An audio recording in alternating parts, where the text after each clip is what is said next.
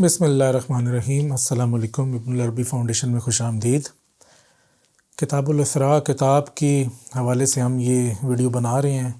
پچھلی دو ویڈیوز میں ہم نے بتایا تھا کہ یہ شیخ نے اس کتاب میں کیا اسلوب استعمال کیا ہے۔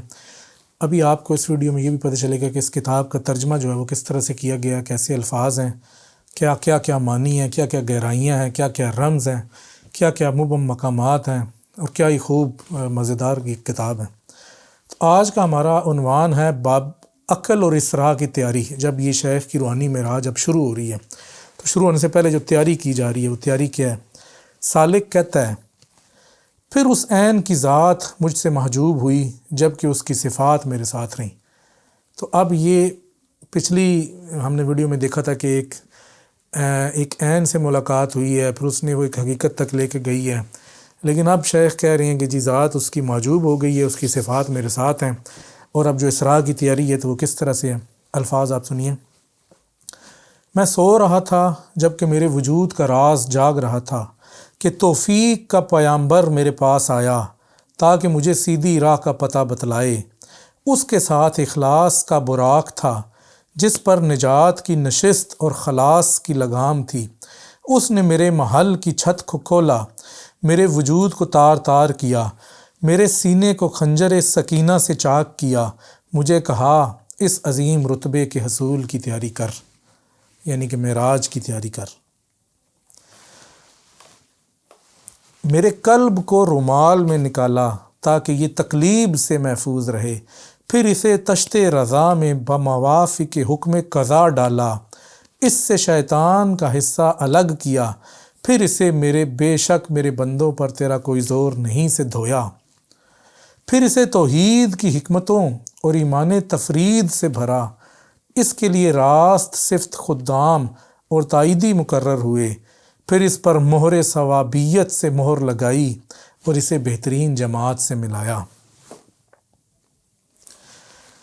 پھر میرے سینے کو انس کی صلائی سے سیا اور اسے نفس کی نجاست سے پاک کیا، پھر مجھے غلاف محبت میں لپیٹا اور میں براق قربت پر سوار ہوا، مجھے حرم کائنات سے القدس الجنان کی جانب لایا گیا، میں نے اس کے دروازے پر براق کو باندھا، اس سے نیچے اترا اور اس کی محراب میں سر جھکایا۔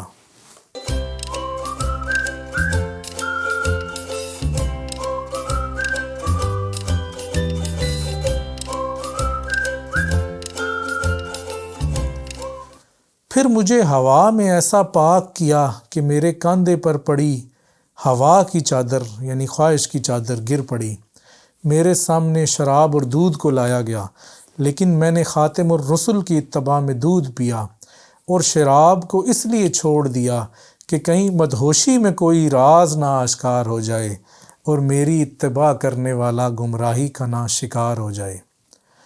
اگر مجھے ان دونوں کی بجائے پانی پیش کیا جاتا تو میں اسے پینے میں دیر نہ لگاتا، کیونکہ یہی وراثت تمکین کا خلاصہ ہے اور اس کا کہنا ہے، اور ہم نے آپ کو تمام جہانوں کے لیے رحمت بنا کر بھیجا۔ اگر یہ مشروب شہد ہوتا تو کوئی شریعت کی اتباع نہ کرتا، اس مخفی راز کی بدولت جو شہد کی مکھی میں ہے اور اسی میں قلوب کی ہلاکت ہے۔ ابھی آپ غور کریں شیخ کیسے کیا شہد کی مکھی کی وہ آیت اس کو جوڑ رہے ہیں، اور پھر قلوب کی ہلاکت۔ سالک کہتا ہے پھر میں نے ہوا سے وادی مقدس کا معائنہ کیا تو رسول توفیق نے کہا اپنے جوتے اتارو اور نا امید مت ہو، پس میں نے جوتے اتارے، پھر اس پیامبر نے فی البدی یہ اشعار کہے جو میں نے سنے۔ اشعار: میں نے ایک شرف والی وادی میں جوتے اتارے اور با کے ساتھ ملاقات کو آیا۔ اب با سے کیا بنتا ہے یہ آپ خود سوچیں۔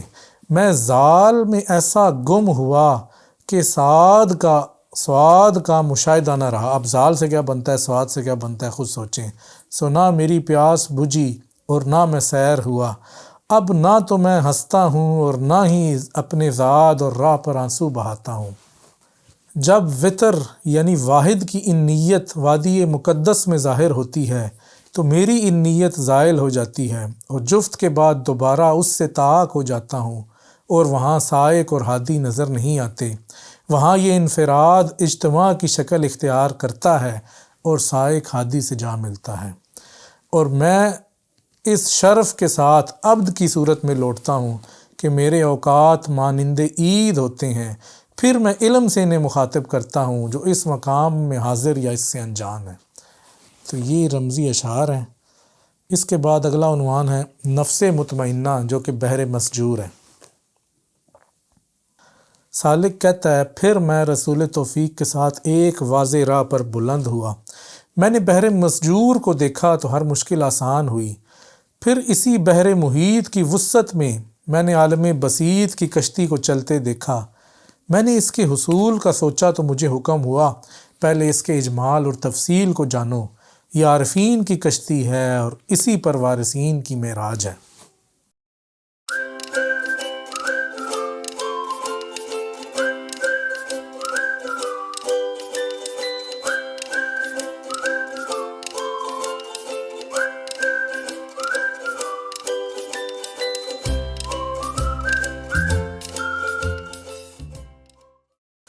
اب یہ کشتی کی جو آگے میں نے دیکھا کہ اس کی ذات روحانی ہے، اس کے آلات علوی ہیں۔ یہ ایسے پرسکون تھی جیسے قلب کا سکون ہو۔ اس کی غذا لطائف ہے، اس کا بادبان والا ستون مواقف ہے، اس کا ثبوت یقین ہے، اس کی لنگرگاہ قوت و تمکین ہے، اس کا بادبان شریعت ہے، اس کی بوجھ بھرائی طبیعہ ہے، اس کی رسیاں اسباب ہیں، اس کے صندوقوں میں دانش کے انبار ہیں، اس کا امیر نقل ہے، اس کا نائب عقل ہے، اس کا شکار غنیمت ہے، اس کے میٹھے پانی کا حوض عیب سے پاک ہے، اس کے تاجر موارد ہیں، اس کا سامان تجارت اسرار اور فوائد ہے، اس کا مقدم ازلی عنایت ہے، اس کا مؤخر اغراض کے میل سے ابد میں توجہ کا پاک کرنا ہے، اس کا سمندر افکار ہیں، اس کی ہوا اذکار ہیں، اس کی موج احوال ہیں، اس کی دعا اعمال ہیں۔ یہ کشتی بسم اللہ مجریہا کے الف سے ظاہر ہے اور اقرا باسم ربک میں اس کی انتہا ہے۔ یہ بحر مجاہدہ میں چل رہی یہاں تک کہ عنایت والی ارواح اسے ساحل مشاہدہ تک پہنچائیں۔ جب اس کشتی نے دھوکے کا یہ سمندر پار کیا اور اس عالم کے آثار والی بڑی بڑی موجوں سے بچ کر چلی تو اس کے امیر نے اس کے رقیقے کو پھیلایا اور ایک عجیب و غریب نظم سے اپنی آواز کو بلند کیا۔ اشعار ہیں، جب میرے